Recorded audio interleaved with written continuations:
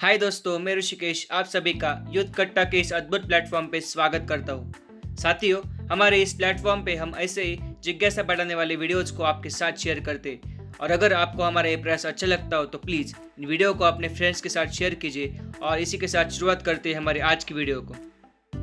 साथियों, बचपन से ही हमारे दिमाग में यह सवाल जरूर आया होगा कि क्यों सरकार के पास इतना पावर होकर भी या सरकार के पास इतना मशीनरी होकर भी सरकार अनलिमिटेड पैसा नहीं छापती।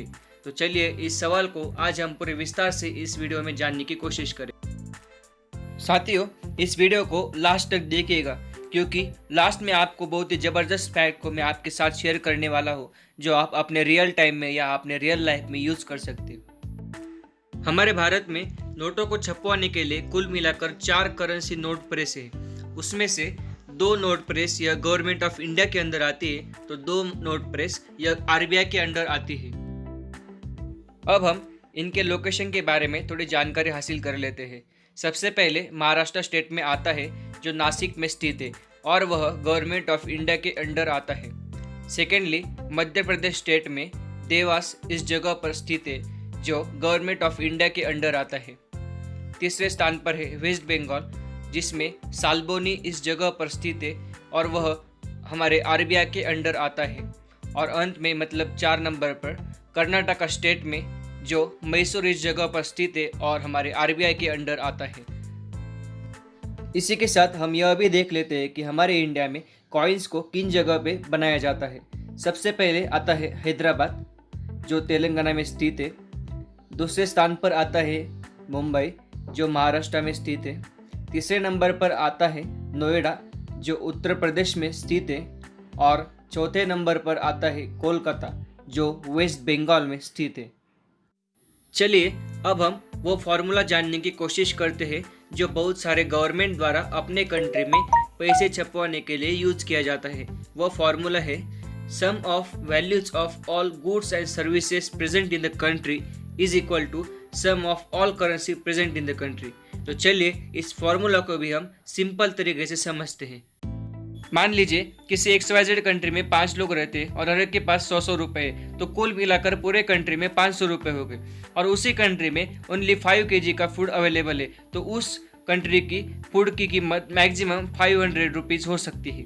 पर अगर गवर्नमेंट ने ज़्यादा नोट छाप दिए और हर एक के पास 1000 रुपये सौंप दिए तो पूरे कंट्री में 5 लोगों के मिलाकर 5000 रुपये हो जाएंगे और उस फूड की कीमत 500 से लेकर 5000 तक कितनी भी मात्रा में बढ़ सकती है। तो उस उदाहरण से हम यह देख सकते हैं कि किस प्रकार से जब गवर्नमेंट ने ज़्यादा मात्रा में पैसों को छाप दिया तब किस प्रकार से उनके यहाँ फूड की कीमत बढ़ गई और इसी के कारण उनकी महंगाई भी बढ़ गई और वह उनके इकोनॉमी को भी अफेक्ट करता है। अब हम उन 2 देशों के बारे में जानकारी हासिल कर लेते हैं जिन्होंने अपनी हिस्ट्री में यह गलती कर दी थी और उसकी वजह से उनकी इकोनॉमी पूरी तरह से कोलैप्स हो गई थी। उसमें सबसे पहले आता है जर्मनी जो यूरोप में प्रेजेंट है और सेकंड आता है जिम्बाब्वे जो अफ्रीका में प्रेजेंट है।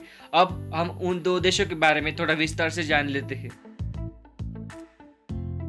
जर्मनी यह एक ऐसा देश है जिसने प्रथम विश्व युद्ध के दौरान बहुत सारे देशों से अपने सैन्य का खर्चा चुकाने के लिए पैसों का कर्ज लिया हुआ था, पर बाद में जब वो कर्ज को चुकाने के लिए असफल रहा तब उसने बहुत ज़्यादा मात्रा में करेंसी को छाप दिया और उससे उनका निगेटिव इम्पैक्ट यह हुआ कि उनकी इकोनॉमी पूरी तरह से डूब गई।